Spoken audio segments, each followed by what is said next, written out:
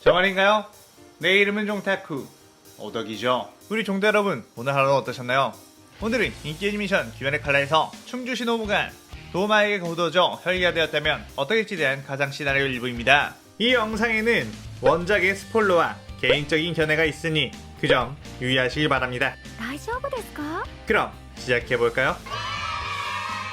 귀멸의 칼날의 네즈코와 더불어 역해 인기 순위에서 최상위권인 충주 고초 시노부, 작중에서 보여준 모습이 우는 얼굴로 혈기를 도구로 사냥하는 사이코패스 같은 모습을 보여줬죠. 그런 시노부가 혈기가 된다면 귀할 때 어떤 공포를 남겨줄지 이야기를 만들어 보겠습니다. 이 가상 시나리오 컨텐츠는 원작의 고정을 처지에 따라가는 매끄러운 진행되지 않기 때문에 어느 정도의 설정오류나 능력치 보정은 이해해 주셨으면 좋겠습니다. 그럼 오늘의 가상 시나리오 시작하겠습니다. 대대로 유명한 의사였던 고초 가면서 태어난 카나에와 시노부, 그녀들의 부모는 재물보다는 가난한 사람들 돕기 위해 커다란 저택을 마다하고 전국 방방 곳곳을 돌아다니며 생활했는데, 언니 카나에는 그런 부모님의 성품을 닮아 그런 생활에 만족했지만 동생인 시노부는 도대체 왜 맨날 우리는 한 곳에 머무르지 않고 돌아다니며 하는 거냐며 불만을 가졌습니다. 그런 고초의 부모는 시노부가 머리는 엄청나게 똑똑한데 자신들과 다른 생각을 가진 것 같아 살짝 걱정을 했죠. 어린 시절부터 시노부는 시간이 날 때마다 약초에 관한 책을 읽는 데 열중했는데, 처음에는 그저 기특해서 칭찬해주다가 나중에 알게 된 것이 약보다는 독에 대한 것들에 관심이 많았다는 것이었습니다. 시노부는 독도 잘 쓰면 약이 될 수 있지 않느냐고, 자신은 나중에 독을 잘 조합해서 사람들을 고치는 의사가 될 거라고 했죠. 그런 어느 날 어떤 빈민촌에 의료봉사를 가게 된 고초 가족, 낮에 아픈 사람들을 돌봐준 뒤 지친 몸을 이끌고 집에서 저녁 식사를 하고 있었는데 갑자기 문이 부서지는 소리가 들렸고, 이게 무슨 일인가 나가보니 마을 사람들이 흉기를 들고 있었습니다. 시노부의 아빠는 이게 도대체 무슨 짓이냐고 소리쳤는데, 그 마을 사람들은 의사라면 가진 재물도 많이 있겠지? 당장 가진 거 다 내놔 라고 했고, 고초의 아빠와 엄마는 우린 가진 것이 얼마 없다며 지갑을 건네줬는데, 지갑에 정말 얼마 돈이 없자 그대로 고초의 부모를 연기로 찔러버렸습니다. 시노부는 그의 힘겹게 나무 의자를 들고 그 남자 중 한 명을 때렸는데, 체구가 작았던 시노부에게는 그 성인 남자를 제압할 힘이 부족했죠. 그러자 그 남자들은 카나에와 시노부를 발로 차 넘어뜨렸고, 그녀들을 보자 음흉한 미소를 지었습니다. 시노부는 도대체 당신네들을 치료해준 우리 부모님에게 왜 이런 짓을 하는 거냐고 울면서 소리쳤고, 그들은 이왕 도와주는 김에 먹고 살 수 있도록 돈도 많이 주면 얼마나 좋겠냐며 너희들은 예쁘장하게 생겼으니 융악에다가 팔아 넘겨야겠다며 낄낄거렸죠. 그때 한 남자가 카나에를 향해 손을 뻗으며 이 여자는 내가 먼저 품어야겠다 라고 했는데, 그때 시노부가 그 남자의 팔을 물어버렸고 그 남자는 시노부를 때리기 시작했습니다. 그의 카나에가 그를 막으려 달라들었다가 카나에 역시 폭행을 당하기 시작했고, 고초 자매는 의식이 거의 끊을 정도로 데미지를 받았죠. 시노부는 젠장 이딴 녀석들에게 내 인생이 끝난다고? 라며 울분이 끓었지만 자신에게는 아무런 힘이 없음에 그저 무력감에 눈물만 흘렸습니다. 그런데 그 순간 그 남자들의 몸이 조각조각 썰린 후 피가 뿜어져 나왔죠. 아리따운 여자들의 비명소리가 들려서 와봤더니 이런 험한 일을 당했구나, 이 사람들 아주 흉악한 짓을 해버렸네 라고 하며 금빛 찬란한 남자가 나왔고, 시노부와 카나에는 그를 보고 단번에 인간이 아닌 존재라는 걸 알아봤습니다. 도마는 코초자매의 아름다운 미모와 더불어 시노부의 눈에 서려있는 엄청난 분노와 도끼를 보며 흥미를 느꼈고, 힘을 가지고 싶니? 라고 물었죠. 시노부는 네, 힘을 가지고 싶어요. 일단 쓰레기 같은 녀석들을 전부 쓸어버릴 그런 힘이요 라고 했습니다. 그러자 도마의 차가운 손이 시노부에게 닿았고, 시노부는 그대로 정신을 잃게 되었죠. 그렇게 눈을 뜨게 된 시노부, 그녀의 눈에는 낯선 풍경이 펼쳐져 있었는데 그곳에는 온통 값비싼 물건으로 지장이 되어 있었습니다. 시노부는 이전과는 다르게 몸에 힘이 넘치는 것 같았고, 옆에 있던 의자를 강하게 잡으니 그 의자 다리가 부러져 버렸죠. 그때 도마가 방으로 들어왔고, 그 의자는 엄청나게 비싼 의자인데? 라고 했습니다. 시노부는 죄송해요, 저도 모르게 그만, 아니 사실은 알고도 그랬어요 라고 했죠. 그의 도마는 상냥하게 웃으며 괜찮다고, 넌 참 재밌는 아이인 것 같다고 했습니다. 그때 카나에 역시 눈을 뜨게 되었고, 시노부는 카나에게서 이전과 다른 느낌을 받아 도마에게 당신의 정체는 무엇이며 우리를 뭐로 만든 거죠? 라고 물었죠. 그러자 도마는 혈기의 존재에 대해서 말해줬고, 태양만 보지 않으며 영생을 살 수 있고 인간보다 강한 힘을 가지게 되는 존재라고 했습니다. 시노부는 그렇다면 우리 부모님은 어떻게 되었냐고 물었고, 도마는 이미 죽은 사람들을 혈기로 만드는 재능까지 없다고 미안하다고 했죠. 그렇게 고초자매는 만생은학교 소유의 저택에서 지내게 되었고, 차차 자신의 몸에도 익숙해지기 시작했습니다. 그런 중 시노부와 카나에는 슬슬 엄청난 배고픔이 느껴졌고, 도마에게 찾아가 먹을 것 좀 달라고 하려고 했죠. 그런데 그곳에는 수많은 여자들의 시체가 있었고, 도마는 여자의 시체를 뜯어먹고 있었습니다. 도마는 그녀들을 보고 여긴 어쩐 일이야? 라고 상냥하게 물었고, 시노부는 이게 뭐하는 짓이냐고 물었죠. 도마는 원래 혈기는 강해지기 위해 인간들을 잡아먹어야 하는데 난 특별히 나를 따르는 만세근락교 신도로 있는 여성들을 이렇게 잡아먹고 난다고 했습니다. 시노부는 도마를 향해 이거 완전 미친놈이잖아 라고 정색한 뒤 그래서 오히려 좋은데? 라고 씩 웃었죠. 그의 카나이는 꽤나 충격을 받고 절망에 빠진 표정을 지었고 자신은 인간을 절대로 잡아먹지 않겠다고 했습니다. 도마는 그럼 힘도 키우지 못하고 계속 배가 고플 텐데 괜찮겠어? 라고 했고 시노부는 일단 배가 너무 고프니 저도 여기 있는 인간을 잡아먹어도 되는 거죠? 라고 하며 여자의 시체 한 구를 정신없이 먹기 시작했죠. 그 모습을 본 카나이는 저는 이곳에서 나가겠다고 하며 그곳을 뛰쳐나갔습니다. 시노부는 인간의 피를 마시게 되자 포만감이 차올랐고 그제서야 언니 카나이가 이곳을 뛰쳐나간 것을 알게 되었죠. 시노부는 언니를 다시 데려와 설득하겠다며 뛰어나갔는데 저 멀리서 카나이가 보였고 카나이의 앞에는 어떤 칼을 든 남자가 있었습니다. 그 남자는 귀살대의 수주 도미오카 기우. 기우는 카나이의 목을 베려고 그녀를 공격했고 카나이는 혈기의 신체 인력으로 겨우겨우 피해내긴 했지만 점점 기우가 속도를 올리자 카나이의 몸이 이것저것이 베어지기 시작했죠. 그 모습을 본 시노부는 우리 언니에게서 떨어져 라고 하며 기우에게 날아가 발차기를 했습니다. 기우는 그 발차기를 칼로 막았고 시노부에게도 칼을 휘둘러 몸에 상처를 입혔죠. 기우는 이 정도의 혈기들이라면 어렵지 않게 죽이겠다는 생각으로 불의 호흡을 시연했고 두 자매를 난도질해버렸습니다. 그때 카나이가 제발 내 동생만큼은 살려달라고 애원했고 기우는 자신의 누나 츠타코가 혈기에게 당하기 전에 했던 말이 떠올라 잠시 머뭇거렸죠. 그 순간 카나이의 몸에서 장미덩쿨 혈기술이 나와 시노부의 온몸을 묶어 저 머리로 날려버렸고 기우의 움직임을 막으려고 했습니다. 하지만 기우는 물의 호흡으로 그 덩쿨들을 잘라내버리며 나아가 카나이를 공격했죠. 시노부는 공중에서 그 장면을 목격해 절망에 빠졌고 자신의 힘으로는 저 검사를 이길 수 없다는 판단을 한 후 빨리 도마를 불러 언니를 구해야겠다는 생각을 했습니다. 시노부는 도마에게 뛰어가 언니를 제발 구해달라고 소리쳤고 도마는 시노부를 따라 나섰죠. 그런데 그들의 눈에는 목이 베어있는 카나이가 보였고 카나이의 몸은 제가 되고 있었죠. 시노부는 울부짖으며 왜 몸이 재생되지 않는 거냐고 소리쳤고 도마는 귀살대에게 당한 거라며 귀살대 검사 가지고 있는 일륜도라는 것에 목이 베이면 혈기는 재생하지 못하고 소멸하게 된다고 했습니다. 카나이는 시노부에게 언니가 옆에서 쭉 지켜줘야 하는데 먼저 가서 미안하다고 하며 혹여라도 내 복수를 위해 너의 삶을 망치지 않았으면 좋겠다고 했죠. 시노부는 소멸해가는 카나이에게 걱정마 언니 복수로 내 삶을 망치진 않아 라고 했고 카나이가 모두 소멸하자 시노부는 복수는 내 삶을 완성시켜야 될 테니까 이라고 덧붙였습니다.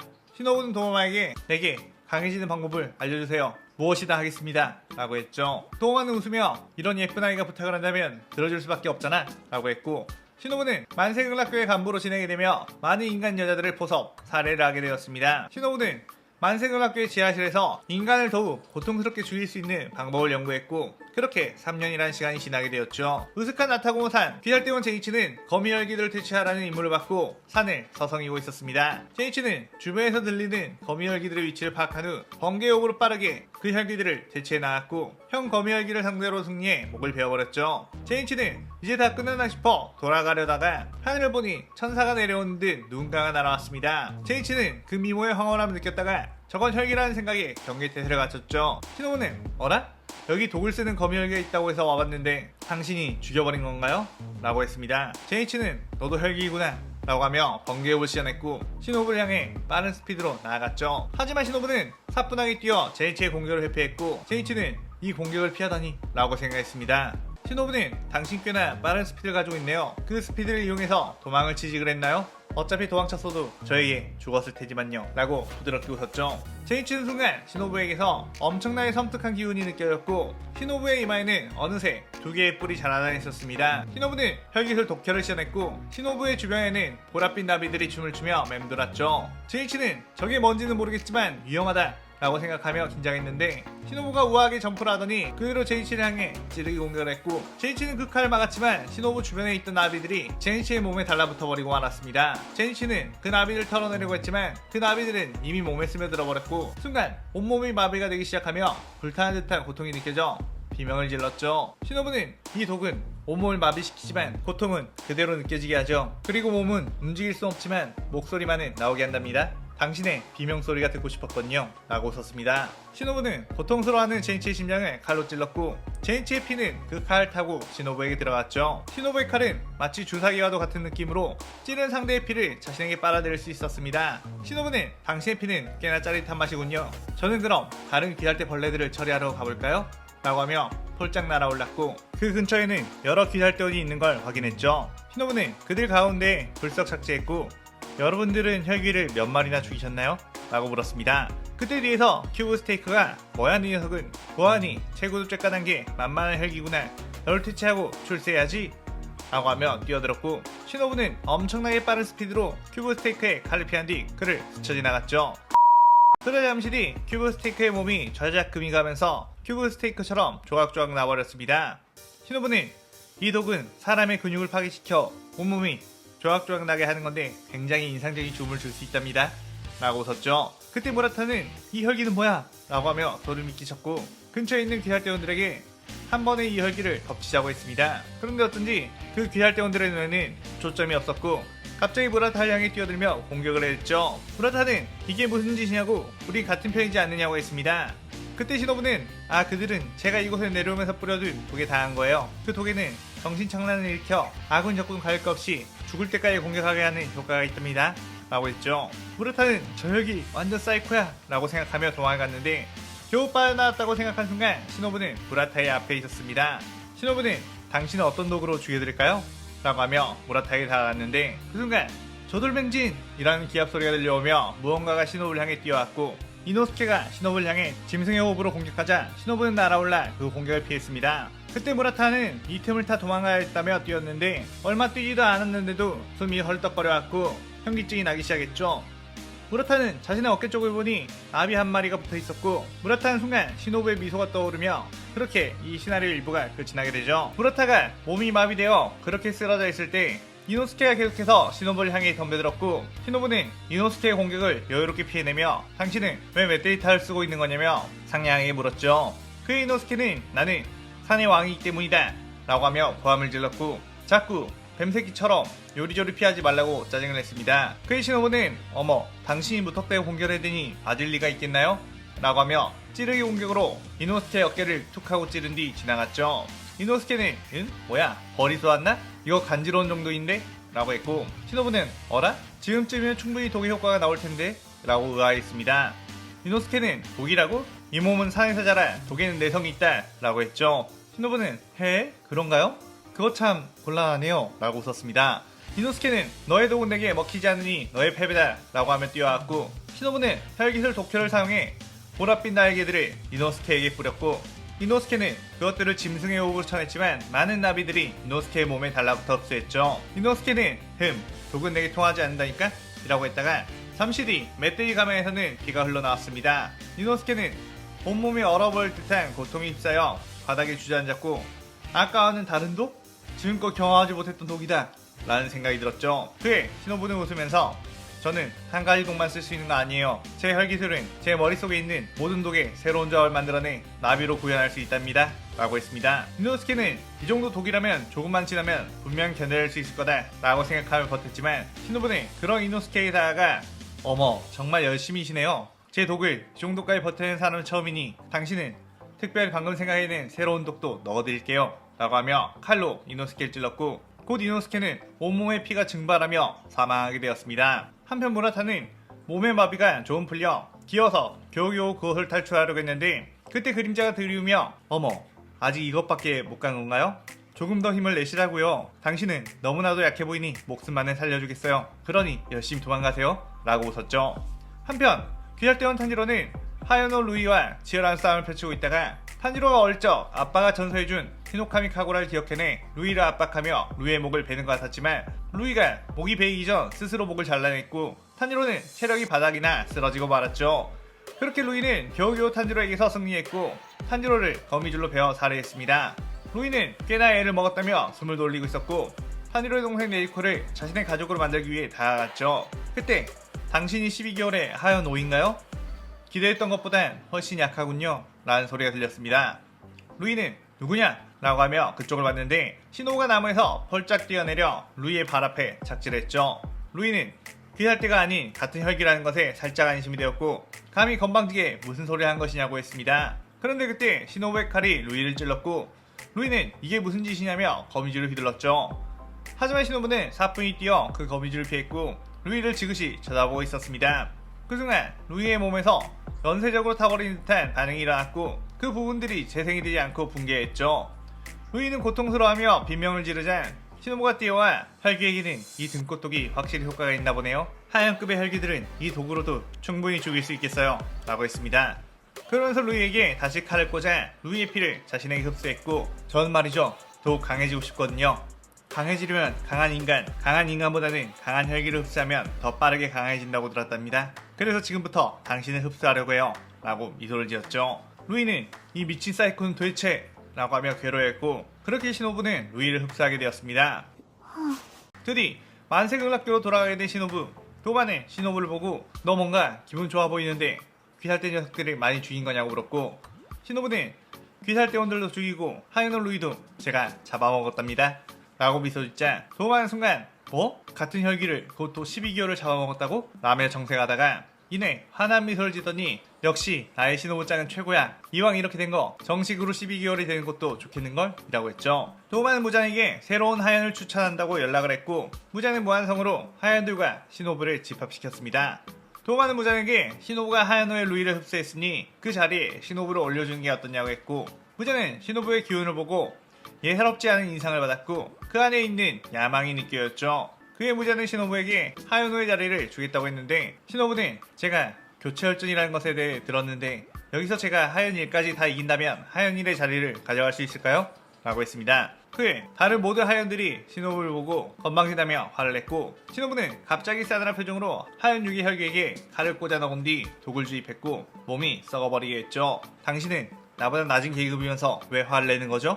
라고 했습니다. 그러면서 시노부는 하연일 엠무에게 당신도 화를 내지 말고 실력으로 보여주면 되는 거 아니냐고 했고, 엠무는 갑작스러운 교체혈전 신청에 무자한 눈치를 봤죠. 하지만 무자의 눈에는 그저 흥미가 가득했고 엠무는 자신의 체면이 있으니 거절하지 못했습니다. 엠무는 그렇다면 먼저 빠르게 공격해서 시노부를 제압하려고 곧바로 수면의 혈기술을 날렸는데, 시노부는 엠무의 혈기술을 맞고 스르륵 눈이 풀리며 쓰러졌고, 엠무는 시노부에게 일격을 날리려고 손톱으로 심장을 노렸는데 그 순간 시노부가 눈을 뜨며 그 공격을 피한 뒤 칼로 엠무를 찔러버렸죠. 엠무의 몸에는 시노부의 등꽃독이 퍼지며 고통에 일그러졌고 어째서 내 혈기술에서 벌써 깨어난 거지? 라고 놀랐습니다. 그때 지켜보고 있던 도마는 씩 웃었고 시노부는 그대로 엠무의 몸에 칼을 찔러 흡수하기 시작했죠.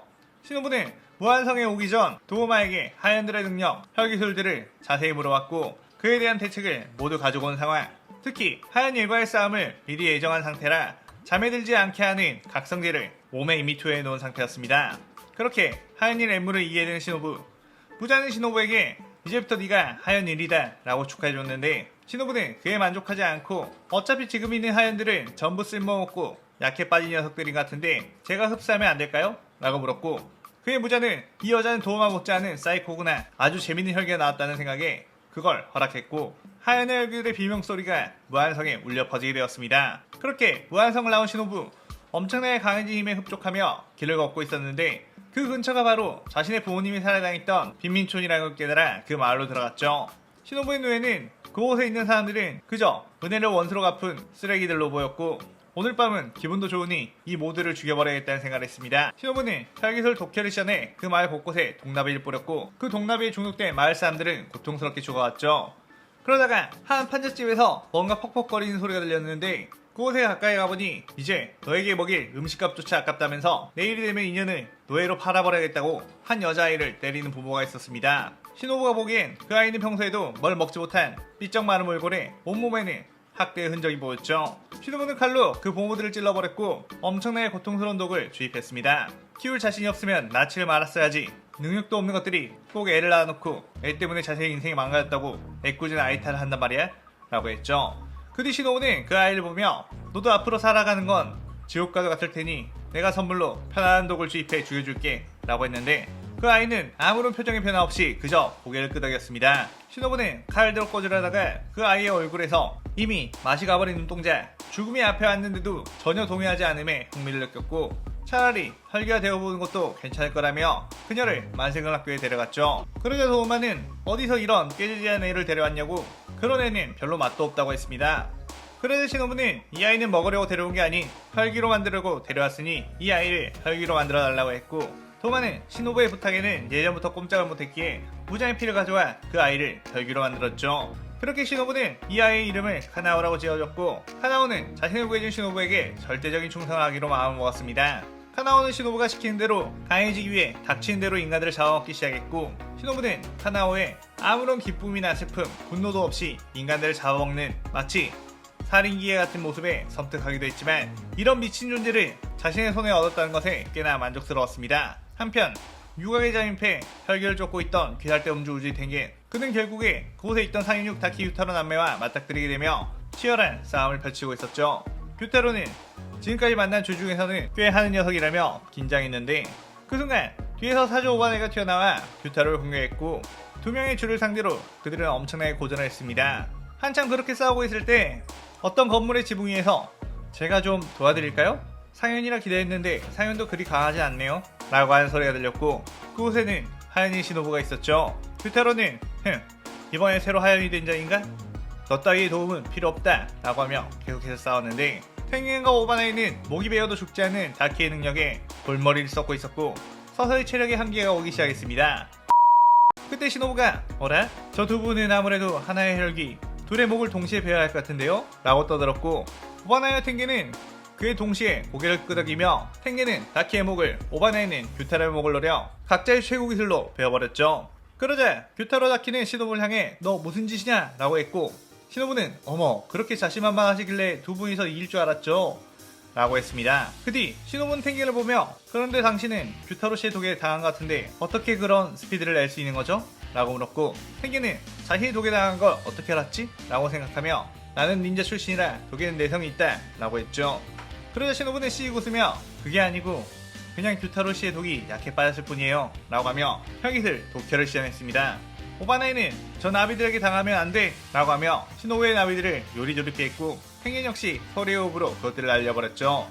하지만 탱겐의 규타로의 독 때문에 신체력이 점점 떨어져가는 상황, 더 시간이 지체되기 전에 빨리 저 혈기를 잡아야겠다는 생각으로 빠르게 뛰어 시노부를 공격했는데, 시노부는 그 공격을 아슬아슬하게 피해낸 뒤 칼로 탱겐의 옆구리를 쓱 베며 스쳐 지나갔습니다. 시노부는 제 독도 버틸 수 있는지 한번 참아보시죠 라고 했고, 탱겐은 규타로의 독과는 차원이 다른 고통에 무릎을 꿇고 쓰러졌죠. 그때 오바나이가 시노부의 뒤쪽으로 다가와 뱀의 호흡으로 공격했고, 오바나이의 기묘하게 휘어지는 검술은 시노부의 몸 이곳저곳을 베어버리며 고통을 남겼습니다. 시노부는 저 검사의 칼의 기묘한 궤도는 꽤나 상대하기가 어렵군 이라고 생각하며 오바나이에 대한 파해법을 찾으려고 했죠. 하지만 오바나이는 시노부가 칼을 들고 있긴 하지만 검사로서의 움직임은 아니며 근접전에서 그리 많은 경험을 쌓아온 것 같지는 않다는 판단한 후 자신이 충분히 이길 수 있다고 생각해 그대로 몰아붙이기 시작했습니다. 시노부는 오바나이가 자신에게 다가오지 못하도록 독혈로 주변의 나비들을 뿌려놓았고, 오바나이는 그것을 뚫고 시노부를 향해 다가가 칼을 휘두르려고 했는데, 그 순간 오바나이의 뱀인 카브라마루가 오바나이의 목덜미를 물어버렸고, 오바나이는 그대로 바닥으로 추락을 했죠. 오바나이는 카브라마루의 독이 온몸에 퍼져 고통스러워했고, 도대체 왜 평생을 함께온 카브라마루가 자신을 공격했는지 알 수가 없었습니다. 시노부는 방금 전 독혈의 나비와 더불어 공중에 미세한 향을 뿌려놓았는데, 그건 바로 동물의 신경계를 자극해 공격성을 증폭시키는 환각제라고 했죠. 저는 독에 능통하기에 뱀에 대한 연구도 당연히 많이 해왔는데 마침 당신이 목에 뱀을 감고 있길래 한번 활용해봤다고 했습니다. 오바나이는 생각지도 못한 계략에 당하고 말았고, 카브라마루가 계속해서 자신을 공격하려고 하자 카브라마루를 자신에게서 떼었는데, 그 순간 시노부가 빠르게 오바나이 뒤로 다가가 등 뒤로 심장에 칼을 찔러 넣었고 맹독을 주입하기 시작했죠. 오바나이는 인정하기 싫지만 넌 정말 강하다, 나의 패배군 이라고 하며 비토를 했고, 그렇게 죽음을 맞이하게 되었습니다. 그때 음주우주의 탱겐 역시 시노부에게 당한 독과 규타로에 당한 독을 이겨내지 못하고 그대로 사망하게 되었죠. 시노부는 씩 웃으며 귀할때 주란 녀석들도 2명이나 살해하고 상현육의 혈기도 그 과정에서 퇴치당했으니 자신의 모든 계략이 성공했다고 생각했습니다. 그 뒤 다름이 아닐까 무자는 상현육 다키나메가 죽었다는 것에 모든 상현들을 무한성으로 소집하게 되었고, 시노부 역시 다시 한번 무한성으로 가게 되며 이 시나리오 2부가 끝이 나게 됩니다. 무한성에 도착을 하게 된 시노부, 그곳에는 여러 상현의 혈기들이 모여 있었고, 시노부는 그 상현들을 보고 확실히 이자들은 하얀의 혈기들과 달리 확실하게 강한 존재들이다 라고 느껴 이번에는 경고망동하지 않고 잠자코 있어야겠다고 생각했습니다. 그때 도우마가 상현사 아카자에게 친근하게 인사했는데, 아카자는 그런 도우마에게 친한 척하지 말고 꺼지라면서 쌀쌀맞게 울었죠. 그의 신호부는 감히 상현삼 주제에 상현이인 도우마에게 저런 식으로 해도 되는 거냐며 부글부글 끓었는데 도우마는 그저 웃으며 그런 아카자에게 아무 말도 하지 않았습니다. 더군다나 다른 상현의 혈기들도 왠지 도우마를 꺼려하는 분위기가 팽배했고 도우마가 모두에게 친근함을 보였지만 무시하곤 했죠. 신호부는 자신의 구원자이자 혈기들 중에서 끝발이 엄청날 거라고 생각한 도우마가 이런 취급을 당하고 있다는 것에 믿을 수가 없었습니다. 그때 무장이 등장했고 100년이 넘는 시간 동안 한 번도 바뀌지 않았던 상현 혈기가 귀할 때에 의해 쓰러졌다며 열받아 했고 상현 6의 자리는 이번에 그 원수를 갚은 하연이의 신호부가 그 자리에 들어갈 것이며 하연이란 자리는 이제 폐지하겠다고 했죠.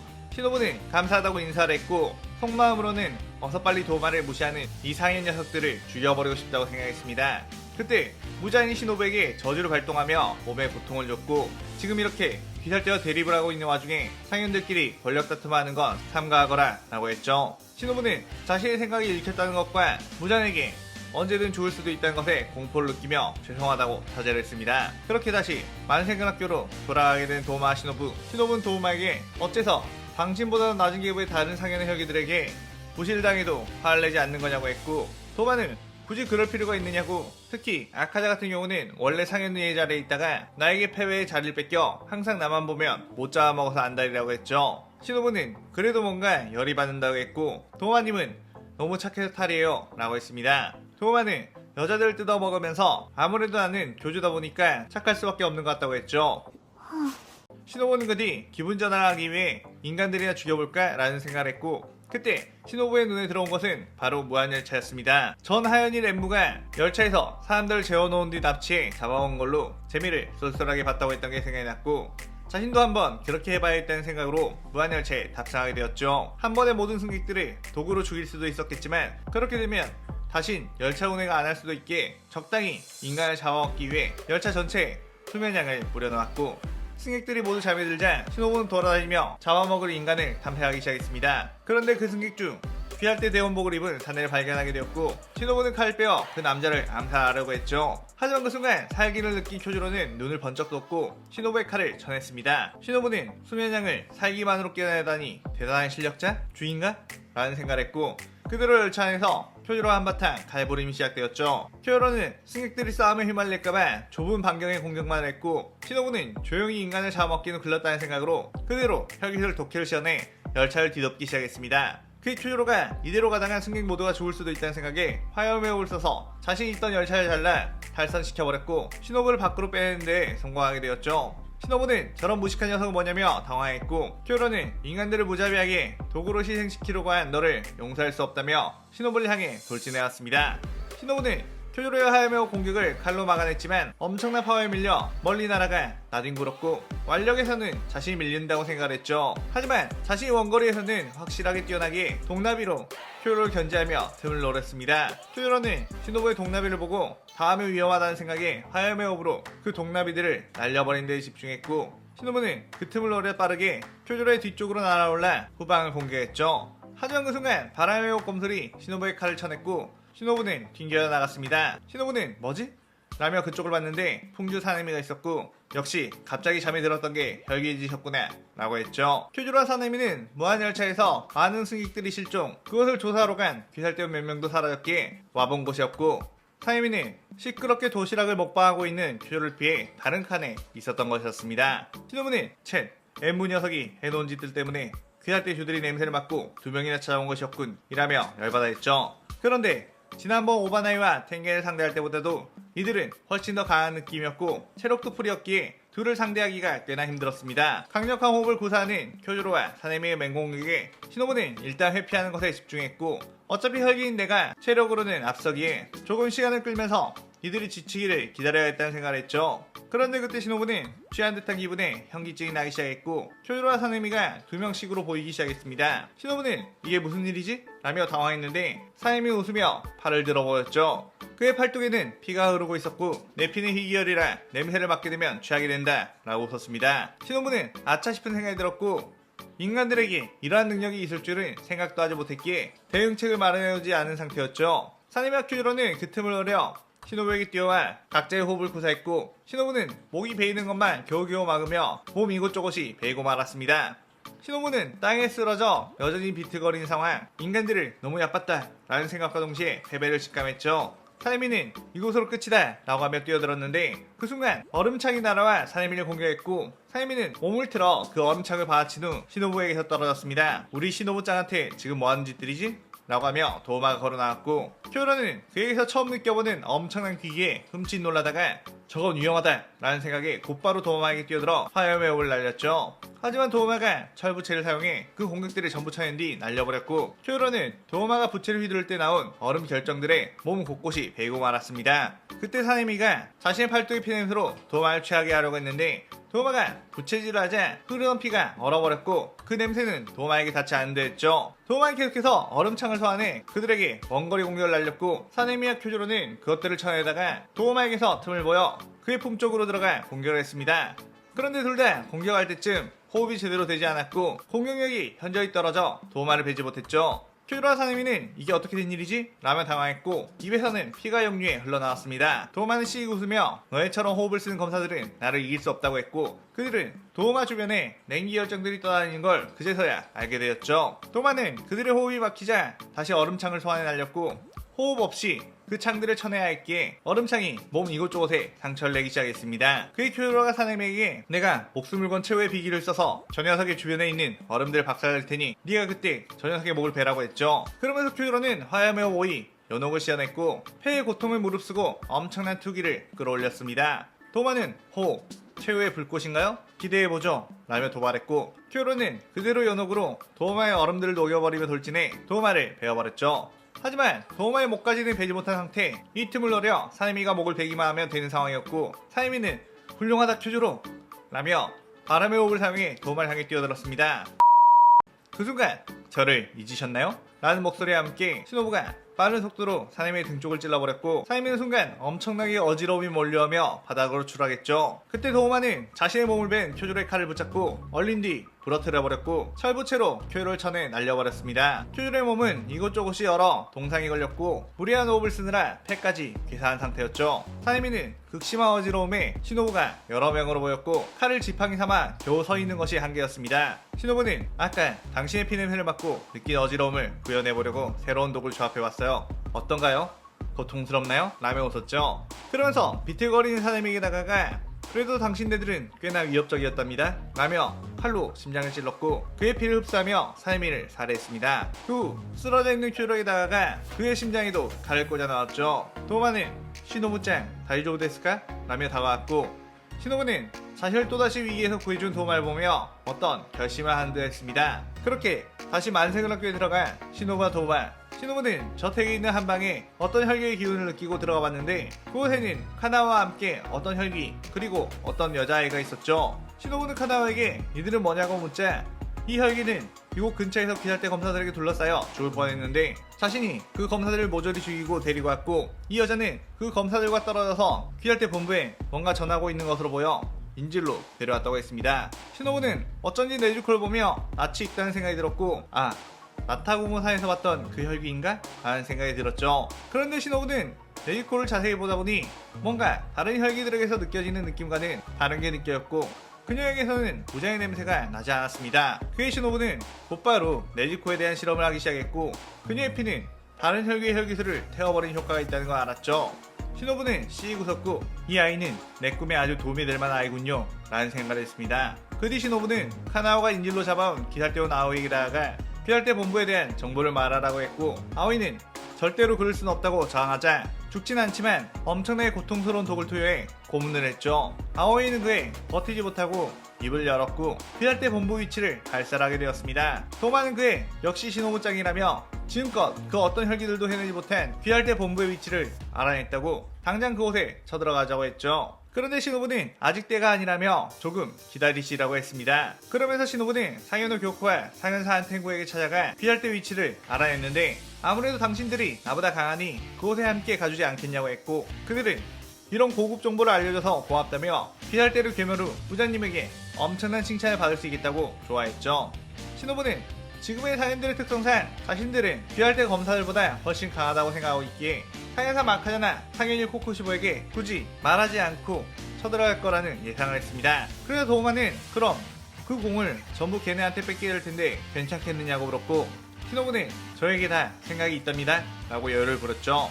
도마는 그게 어떤 생각이냐고 물었고, 시노부는 웃으며 저는 지금부터 도마 당신을 혈기의 왕으로 만들겠어요 라고 말하며 이 시나리오 3부가 끝이 나게 됩니다. 교코와 한텐구는 시노부가 말해준 대로 기살대 본부의 위치를 향해 출격했고, 가는 도중에 마주치는 기살대원들을 살해하며 나아갔죠. 확실히 기살대원들의 모습이 많이 보이는 걸 보니 이곳이 기살대의 중심이라는 게 실감이 되어 그들은 설레기까지 했습니다. 기살대 본부 근처에 다다르자 혈기의 습격 소식을 들은 기살대원들은 그들을 막기 위해 모두 뛰어나왔고 그들을 둘러싸 보호했죠. 하지만 교코의 여러가지 혈기술에 의해 별 볼 일 없이 쓰러져갔고, 한텐구 역시 분신으로 분열해 그들을 쉽게 처치해버렸습니다.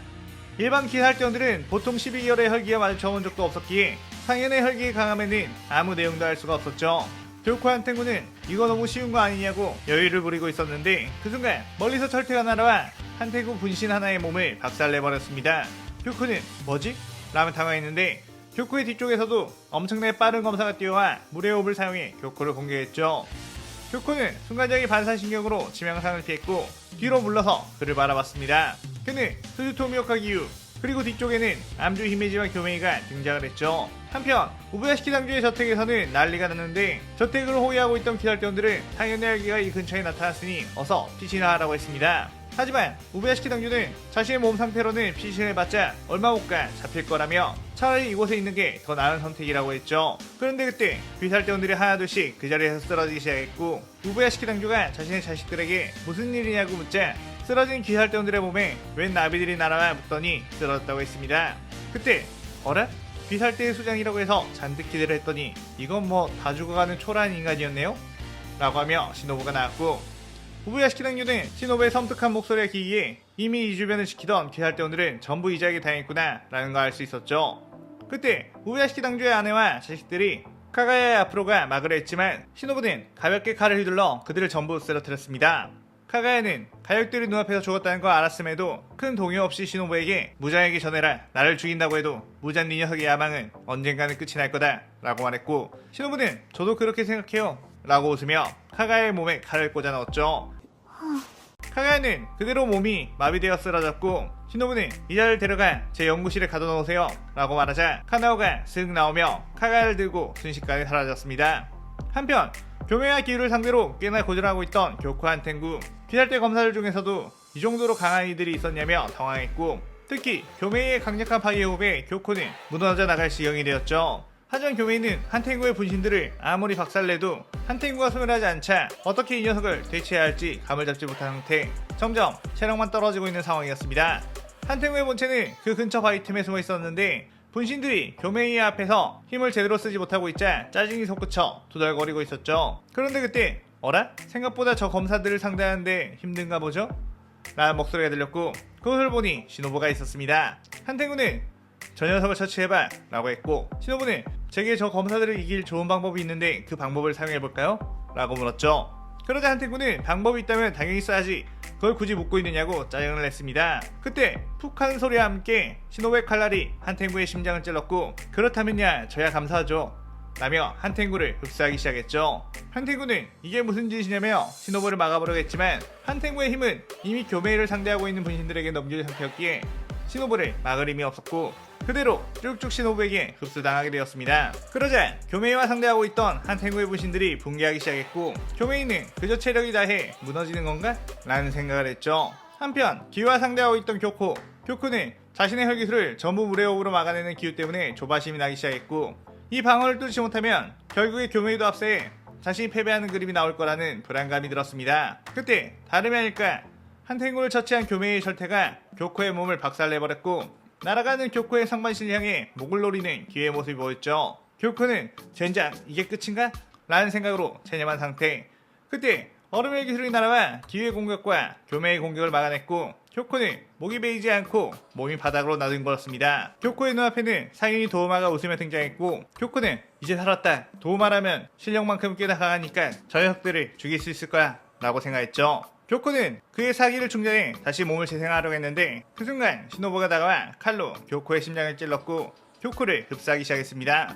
교코는 이게 무슨 짓이냐고 했고, 시노부는 어차피 우리 아니었으면 죽었을 목숨이니 그 목숨 좋은 곳에 쓰라고 하며 씩 웃었죠. 도우마는 그런 시노부를 보고 이러라고 처음부터 이 녀석들을 먼저 보낸 거구나 라고 묻자, 시노부는 그저 부드러운 미소를 지을 뿐이었습니다. 시노부는 더욱 강해지기 위해서는 교코와 한탱구를 흡수해야 했는데, 교체 혈전을 신청해서 싸우는 걸 무잔히 허락하지 않을 테니 귀할 때 검사와 싸우다가 약해진 틈을 타 몰래 흡수해버리면 일석이조라는 생각을 했죠. 시노부는 교코와 한탱구의 힘을 흡수하게 되자 전투력이 비약적으로 상승하게 되었고, 그대로 빠른 스피드로 기우를 향해 날아갔습니다. 기우는 가까스로 모래호흡으로 시노부의 찌르기를 막았지만 아슬아슬하게 찔릴 뻔했고 뒤로 쭉 물러났죠. 시노부는 씩 웃으며 드디어 만났네요, 내 언니의 원수 라고 했고, 기우는 그 말의 의미를 제대로 이해하지 못했습니다. 기우는 다른 혈기들과는 달리 유달리 시노부에게서 원한이 느껴졌고, 그녀의 눈에 보이는 도끼는 마치 자신을 금방이라도 집어삼킬 것만 같았죠. 그때 교메이가 바이오업을 사용해 시노부에게 철퇴를 날렸는데, 도우마가 얼음 빙벽을 만들어 그 철퇴를 막아버렸고, 아무래도 우리 시노부짱이 저 검사와 볼 일이 있나 본데 당신은 나와 놀면 될 것 같아 라고 했습니다.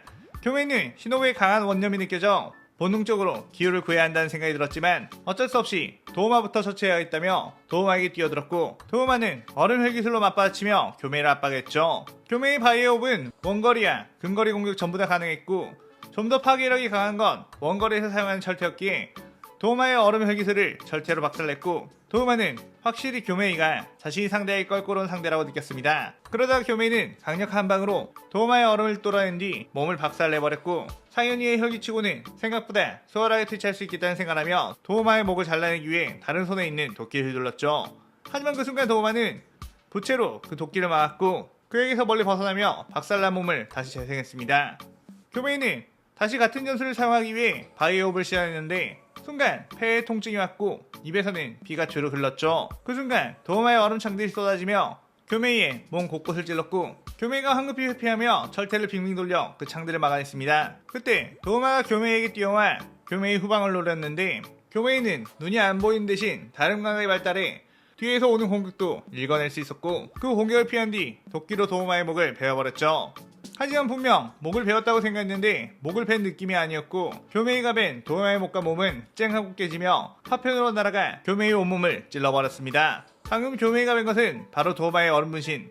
교메이는 형체로 사물을 인식하기에 도우마와 똑같이 생긴 분신을 본체라고 믿었던 거였죠. 교메이는 다시 날아오는 도우마의 얼음 혈기술을 막으려 바이오업을 시연했는데, 도우마 분신이 깨지면서 생긴 미세한 냉기 열정들이 호흡을 하자 교메이의 폐를 얼려버렸고, 그대로 도우마의 혈기술에 온몸이 얼음에 둘러싸이고 말았습니다.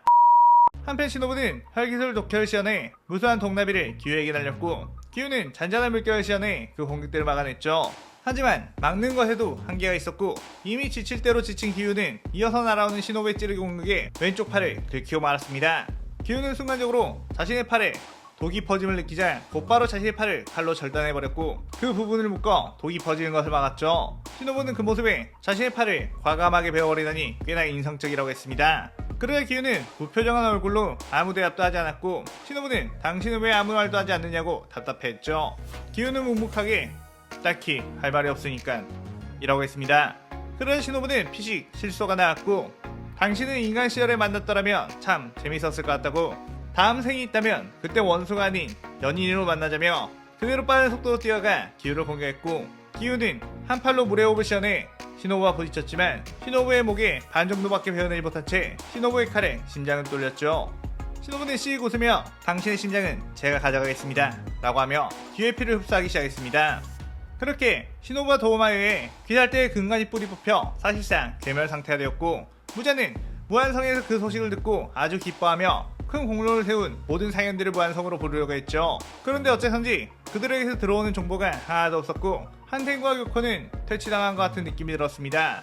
그의 부자는 결국 귀살대와 싸우다 그들을 전부 죽였지만 결국 도우마와 시노부도 퇴치를 당한 건가 싶었죠. 아카야는 도우마가 귀살대에 의해 퇴치당한 것 같다는 이야기를 듣고 자신의 손으로 죽여버리고 싶었는데 아쉽다는 생각을 했습니다. 그렇게 귀살대 괴멸을 1년 후, 부자는 푸른 피아노를 찾기 위해 여러 혈기들을 파견해놓고 있었고, 자신 역시 때때로 밖으로 나가 그 정보를 얻으려고 했죠.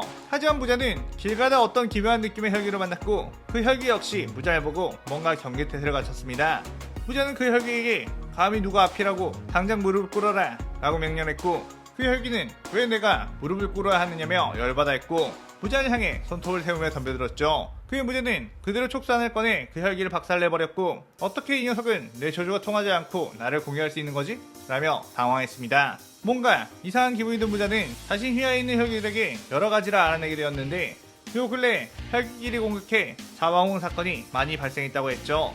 무자는 이게 어떻게 된 일인가 아카자를 불러 조사하게 했고 아카야는 확실히 곳곳에 이질적인 혈기들이 있다는 걸 복귀하게 되었습니다. 아카야는 그 혈기들을 순식간에 제압한 후에 이 녀석들의 정체는 무엇이냐고 했고 어떻게 무자님의 저주를 벗어날 수 있는 거냐고 물었죠. 그러자 한 혈기는 무장이 도대체 누구냐고 나를 혈기로 만들어준 주인님은 따로 있다고 했습니다. 아카야는 그게 무슨 소리냐며 무장의 피를 받고 혈기가 된 모든 혈기들은 혈기가 되자마자 곧바로 무장의 존재가 각인되고 그를 주인으로 모시게 되는데 이들은 그게 아닌 것 같은 느낌이 들었죠. 아카야는 그를 고문하면서 너네 주인의 이름이 무엇이냐고 묻자 그는 도우마라고 말했고 아카야는 도우마? 도우마 이 자식 죽었던 게 아닌가? 라는 생각에 놀랐습니다. 그렇게 아카자는 곧바로 도우마의 만세근학교를 향해 길을 나서며 이 시나리오 4부가 끝이 나게 됩니다. 만세근학교의 교회에서는 도우마를 찬양하는 이들이 가득히 모여 있었고 도우마는 새롭게 신도로 된 한 인간에게 다가가 그를 반겼죠. 그때 시노부가 그에게 다가가 환영한다며 어떤 주사를 놓자 그는 비명을 지르며 쓰러졌고 잠시 뒤 혈기가 되어 눈을 떴습니다. 그 만세근학교에 있는 모든 신도들은 혈기들이었고 그들은 새로 만들어진 혈기들에게 인간의 피를 먹이며 환영했죠. 귀살대 괴멸로 시노부는 만세근학교에 잡혀있는 우베야시키 당규를 자세히 봤는데 어째선지 이토록 약해 빠진 인간에게서 무장의 느낌이 가득했고 시노부는 무장과 어떤 관계냐고 묻자 무장은 내 일족의 수치이자 저주와도 같은 존재라고 했습니다. 시노부는 앞서 네주코에 피해서 무장의 저주를 풀어낼 단서를 찾아 그 약을 도마 자신 그리고 카나오에게 투여를 해 무장의 저주를 풀었는데 자신의 세력을 확장하기 위해서는 혈기들을 늘려야 하지만 혈기는 무장만이 만들 수 있었기에 골치가 아픈 상황이었죠. 하지만 무장과 같은 유전자를 가지고 있는 우베야시키를 실험을 통해 그 해답을 찾아낸다면 도마를 새로운 혈기의 왕으로 만들 수 있다는 생각을 했습니다. 그렇게 시노부는 우베야시키의 피를 가지고 연구를 하다가 약을 만들어냈는데 그 약을 먹은 도마 자신은 자신의 피로도 인간의 혈기로 만들 수 있게 되었죠. 그렇게 차츰차츰 세력을 넓혀가던 만세근학교. 만세근학교는 인간의 병을 고쳐준다는 허무맹랑한 종교가 아닌 혈기로 만들어 인간이 겪는 모든 고통에게서 해방시키는 종교로 탈바꿈되었습니다. 그런 중 밖에서는 엄청난 소란이 일어났고 카나오가 무슨 일이냐고 묻자 어떤 혈기가 쳐들어왔다고 했죠. 카나오가 나가보니 그곳에는 아카자가 있었고 그대로 카나오를 향해 주먹을 뻗었습니다. 하지만 카나오는 순간적으로 아카자의 주먹을 보고 반응이 많았고 멀리 튕겨 나갈 뿐 큰 데미지를 입지 않았죠. 아카야는 다른 허접한 혈기들과는 다르구나. 도마 그 자식은 이곳에 있나? 라고 물었습니다. 그때 동나비들이 아카자를 향해 쏟아졌고 아카야는 바닥을 주먹으로 쳐 풍압을 일으켜 그 동나비를 날려버렸죠. 어라? 당신은 아카자? 슬슬 때가 된 것 같다고 생각했는데 혼자 오셨나 보네요? 라고 했습니다. 아카야는 네 녀석들을 상대하기는 귀찮다. 어서 도마 자식이나 불러. 라고 소리쳤죠. 그의 시노부는 처음부터 도마님을 마치 자신의 아래인 것처럼 대하는 게 마음에 안 들었는데 이번엔 제가 확실히 당신의 버릇을 고쳐드리죠. 라고 하며 그대로 찌르기 공격을 했고 아카야는 시노부의 엄청난 스피드에 팔로 그 칼을 방어했지만 시노부의 칼은 아카자의 양팔을 뚫어버렸습니다. 아카야는 시노부를 뿌리치며 저 녀석 언제 저렇게 강해진 거지?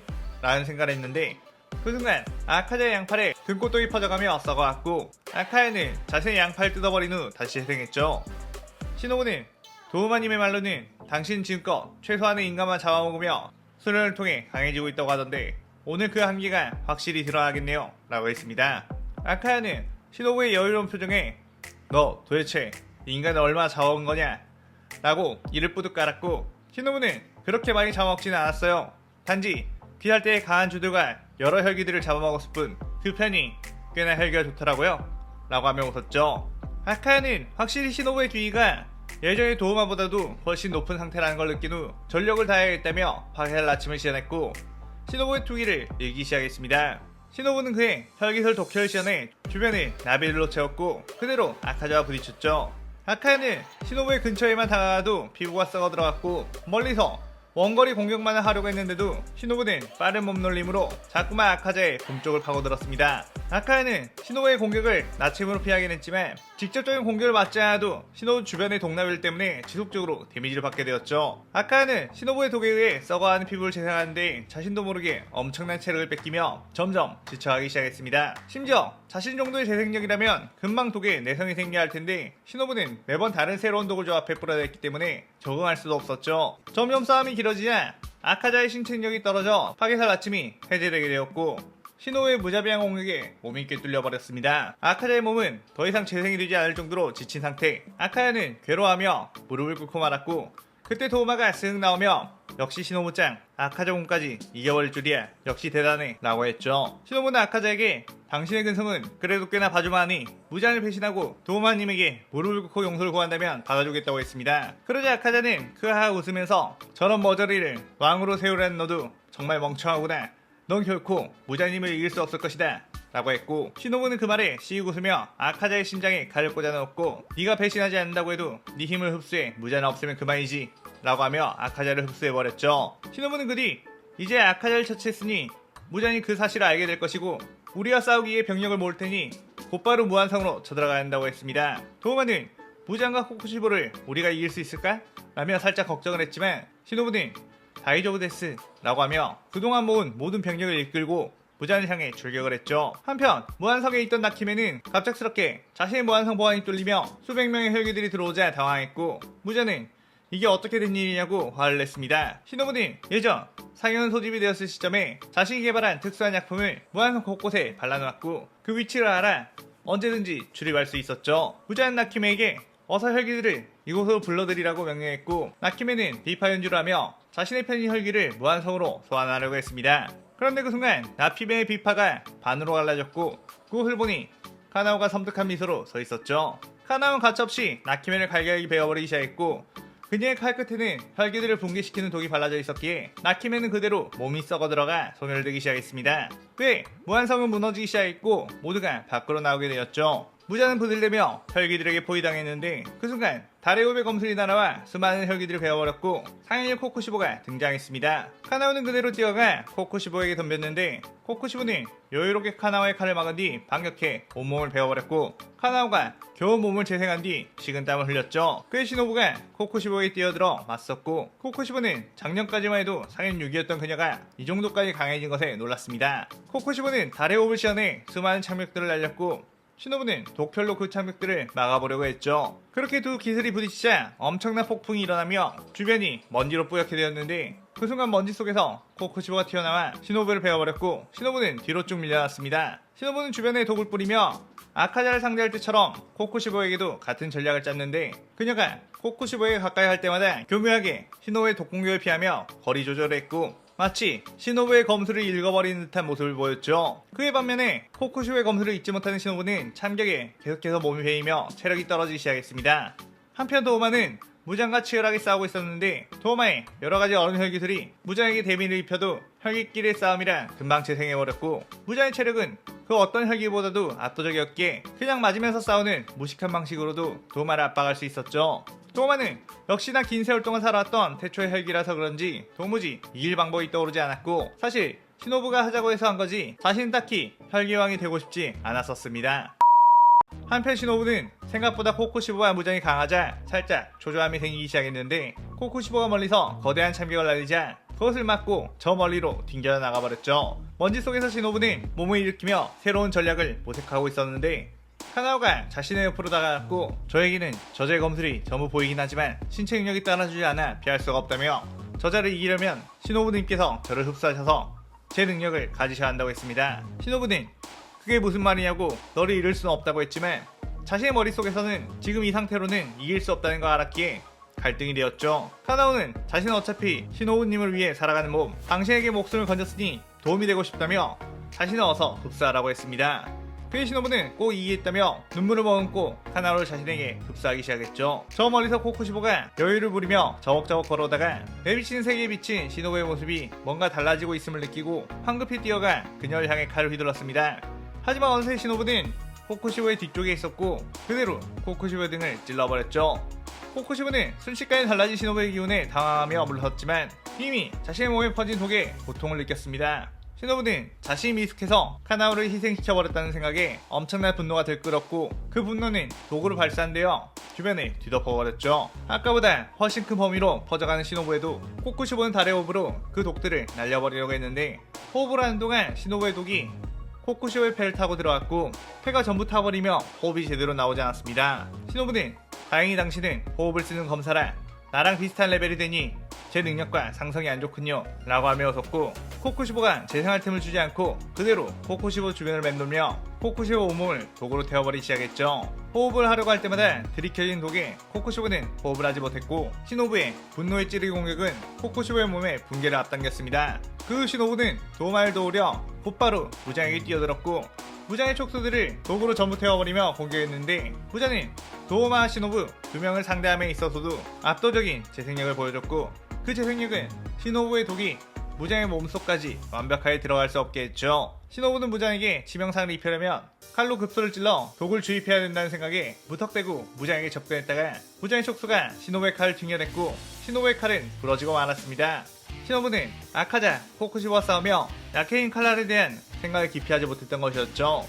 그렇게 무장과의 싸움이 지지부진하게 흘러갔고 도마는 이대로 가다가 체력이 약한 우리가 무장에게 질 수밖에 없다고 생각했습니다. 그러다 도마가 시노부에게 자신을 카나오처럼 흡사하라고 했고 시노부는 그게 무슨 말이냐고 했죠.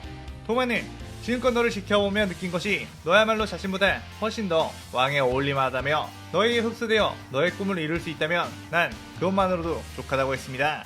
시노부는 안 된다고 그를 만류했지만 도마는 이미 결심을 굳힌 듯 시노부를 끌어안았고 도마의 차가운 몸이 시노부의 몸속으로 들어갔죠. 부자는 그 모습을 보며 시노부가 도마를 흡수하는 걸 방해하려고 했는데 시노부와 도마가 만든 혈기 군단이 방패화되어 부자에게 덤벼들며 시간을 벌었습니다. 그의 부자는 멍청한 것 네가 도마를 흡수한다면 나도 그 시간 동안 이 수백 마리의 혈기들을 흡수해 체력을 채우면 된다 라고 하며 촉수를 사용해 혈기들을 쓸어 담아 흡수했죠. 그렇게 시노부와 무잔 양쪽 다 모든 흡수가 끝난 상태 시노부는 무잔을 향해 보다 강력해진 독나비들을 날렸고 무잔은 어차피 네 독은 내 겉만 데미지를 입힐 수 있을 뿐 속까지는 도달할 수 없다 라고 외치며 촉수를 꺼내려고 했는데 부자에게서 나온 촉수는 이미 썩어 문드러진 촉수가 나왔고 갑자기 피가 역류해 피를 토하기 시작했습니다. 부자는 이게 어떻게 된 일이지?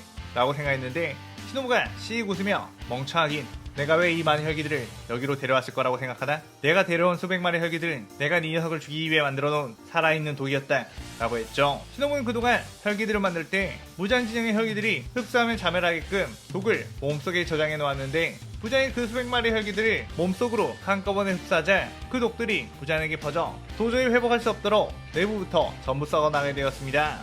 시노부는 네 녀석은 천년을 산 혈기치곤 아주 멍청하구나 라고 하며 썩어 문드러진 무장에 다가가 도마의 부채로 공격을 해 온몸을 박살내버렸고 부자는 모든 몸이 부서져 썩어가며 소멸하게 되었죠. 시노부는 드디어 무장을 죽이고 모든 혈기에 최정점으로 서게 되었다며 기뻐했는데 그 기쁨도 잠시 자신의 주변을 둘러보니 자신 말고는 그 무엇도 남아있지 않았다는 걸 깨달았습니다. 죽은 것은 모두 혈기다 보니 폐허가 되어버린 광경에 시체조차 하나도 없었죠. 시노부는 폐허 속에 홀로 서 있는 자신의 모습이 진정 자신이 꿈꿨던 모습이었나? 라는 생각이 들었고 자신에게 소중했던 아빠, 엄마, 카나에, 카나오, 도우마가 없는 이 세상이 무슨 의미가 있나 싶었습니다. 아, 얻는 것에 집착했더니 모든 것을 잃었구나 라고 하며 씁쓸한 미소를 짓는 시노부. 그때 저 너머에서는 태양이 밝게 떠오르기 시작했고 그렇게 이 시나리오가 끝이 나게 되죠. 자, 이렇게 혈기 시노부의 시나리오가 전부 끝이 났습니다. 어떻게 보면 제 시나리오 중 가장 처참하고도 공허한 끝맺음이 아닐까 싶은데 자신의 과한 욕심과 집착은 결국 주변의 소중한 이들을 떠나게 만들 수 있다는 메시지를 넣고 싶어 이런 전개를 해봤습니다. 오늘의 가상 시나리오에 대한 감상평만 남기시고 저는 다른 재밌는 시나리오를 들고 또 찾아오겠습니다. 오늘 영상 즐겁게 보셨다면 구독, 좋아요, 알림 설정 누르는 거 잊지 마시고요. 그럼 오늘은 이만 사요나라.さようなら。